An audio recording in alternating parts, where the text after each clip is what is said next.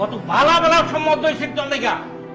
আমার মতের বিরুদ্ধে গিয়া এই পোলার তুই বিয়া করছিস, কইছস হ্যাঁ নাকি সবচেয়ে বেশি যোগ্য পুরুষ। এখন কেমন যোগ্য পুরুষ প্রমাণ পাইছস? আব্বা আমার ভুল হয়ে গেছে, ভাবছিলাম ভালো স্টুডেন্ট, ভালো চাকরি করবে, তোমার মেয়েকে সুখে রাখবে, শান্তিতে রাখবে। কিন্তু এখন তো দেখি তার চাকরিই নাই। আমিও সংসার করতে পারবো না। তুমি আমাকে তোমার সাথে বাসায় নিয়ে চলো তো, কয়েকদিনের মধ্যে আমি তাকে ডিভোর্স লেটার পাঠাই। অনেক কিছু তো শুনলা, আর কিছু শুনতে চাও? চলো আমরা গ্রামের বাড়িতে চলে যাই। আমরা এমন কোনো সন্তান জন্ম দিই নাই যে বাবা মার দায়িত্ব নিব সারা জীবন। ঘুষ খাওয়ার অপরাধ তোমার কোনো চাকরি গেছে, লোক জানাজানি হয়ে গেলে মুখ ঢাইতে পারবো আমরা? এই তুই কেমন পুরুষ রে? তোর জন্ম দিকে আমরা পাপ করছি? না, তোমরা কেউ কোনো পাপ করো নাই। পুরুষ হয়ে জন্ম নেওয়াটাই আমার আজন্মের পাপ ছিল। তবে এই দেশে আমার মতো পাপীর সংখ্যা হাজারে হাজারে, লাখে লাখে। এরা সবাই মানব সন্তান হয়ে জন্মাইছে ঠিকই, কেউ পুরুষ হয়ে উঠতে পারে নাই।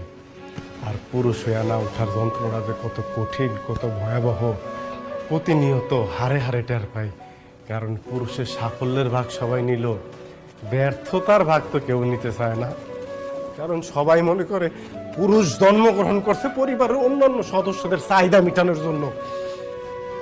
অনেকে ভুলেই যায় পুরুষ নামক মানুষটার মধ্যেও একটা মন আছে, একটা হৃদয় আছে, হৃৎপিণ্ড নামক একটা বস্তু আছে। প্রিয়জনের কথার আঘাতে সেই হৃৎপিণ্ডটা না কাইপা ওঠে। ভুলা যাইবই না কেন কম? কারণ পুরুষ তো কখনো কারো প্রিয়জন হয়ে উঠতে পারে না। সব সময় পুরুষ প্রয়োজনই কাজে লাগে। জানো সোনিয়া, পুরুষ মানুষ সবসময় চোখ দিয়ে কান্না করে না, মুখ দিয়েও আর্তনাদ করে না। পুরুষের মন কান্দে, হৃদয় আর্তনাদ করে। পুরুষ আবার সেই আর্তনাদ বুকের মধ্যেই চাপ দিয়ে ধরে রাখে, যাতে প্রিয়জনরা না শুনতে পারে। যদি কষ্ট পায়, সদ্য ভূমিষ্ঠ একটা বাচ্চা যেমন স্বভাব যত কারণে কান্না করে উঠে, একটা পুরুষ মানুষও সামর্থ্য না থাকার পরও শুধুমাত্র প্রিয়জনের মুখে হাসি ফুটাইব দেখা স্বভাব যত কারণে বইলা ফেলায়, আরে এত চিন্তা করো কেন, আমি আছি না, একটা ব্যবস্থা হয়ে যাইব।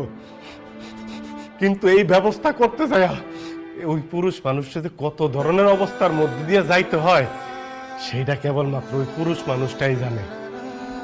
আমাগো সমাজে তো একটা কন্যা সন্তানের জায়গায় যদি একটা ছেলে সন্তান জন্মগ্রহণ করে, তাহলে পরিবারের মানুষ অনেক খুশি হয়। কারণ তারা জানে এই ছেলে সন্তান একদিন পুরুষ হয়ে উঠবো, তাকে সব চাহিদা পূরণ করব।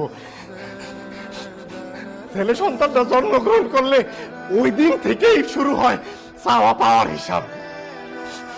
এই যে আমি আজকে চাকরিটা হারাইলাম, ঘুষ খাইলাম, বিশ্বাস করেন এই অন্যায়ের কথা আমি আমার জন্য হাঁটি নাই। এমন না যে আমি একটা নতুন শার্ট কিনবো, একটা নতুন প্যান্ট কিনবো, এক বেলা পেট বইরা ভালো মন্দ খামো, এই কারণে আমি ঘুষ নিতে চাই নাই। আমি ঘুষ নিছিলাম যদি তোমাকে মুখে একটু হাসি ফুটাইতে পারি, যদি তোমার চাহিদা পূরণ করতে পারি সোনিয়া। অন্তত দিন শেষে অমানবিক পরিশ্রম করার পর বাড়িতে আইসা তোমাকে হাসি মুখটা তো দেখতে পারবো। তোমরা তো আমার লাগে আর খারাপ ব্যবহার করবা না। আমি না পারি নাই, আমি ব্যর্থ হয়েছি। অনেক পুরুষ এরকম পারে না, না পাইরা তারা মৃত্যুর আলিঙ্গন করে, পরম শান্তিতে ঘুমায়, কেউ কেউ উন্মাদ হয়ে যায়। যাই হোক, একটা ব্যর্থ পুরুষের কথা আর কত শুনবা? আব্বা, তোমাকে পায়ে ধরি আব্বা।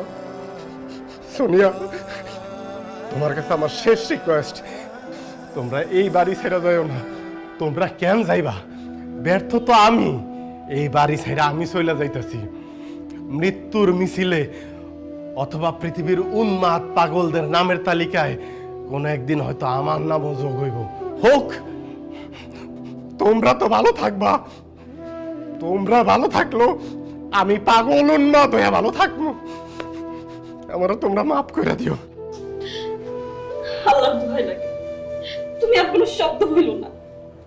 আমার ভুল হয়ে গেছে, তুমি আমার মাফ করে দেওয়া নেই। তুমি সারা এই দুনিয়াতে আমার বসবাস অযোগ্য। আমার এই ছোট্ট রাজত্বের রাজা হয়ে থাকো, আমি তোমার রানী হয়ে থাকতেছি। আমি আজকে বুঝতে পারছি যে পরিবারের পুরুষের মুখে হাসি নাই, সে পরিবারের অন্য সদস্যও হাসতে পারে না। আমরা ভুলে গেছিলাম তুই একবার পুরুষ, রক্ত মাংস করে একজন মানুষ। বাবা, আমি মা হইয়াও তোরা বুঝতে পারি না বাবা, তুই আমার মাফ করে দিস, মাফ করে দিস বাবা। আব্বা, আব্বা খবরদার এই কথাটা কইও না আব্বা। একটা পরিবারে যখন সব সদস্যরা ভালো থাকে, হাসি খুশি থাকে, শান্তিতে থাকে, যখন ওই পরিবারের প্রত্যেকটা মানুষ হাসতে থাকে, শুধু কান্না করে ওই পরিবারের পুরুষ সদস্যটা ওর চোখ দিয়া অশ্রু বাইরায় আব্বা, তবে সেই অশ্রু কষ্টের অশ্রু না, ওইটা আনন্দের অশ্রু আব্বা, আনন্দের অশ্রু। ওই অশ্রু আল্লাহর কাছে শুকরিয়া আদায় করার অশ্রু আব্বা।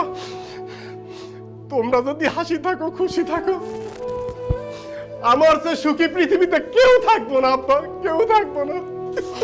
আব্বা, আব্বা কান্দেন না আব্বা, তোমরা কেউ কান্দো না, আমি তাহলে চলে যাবো।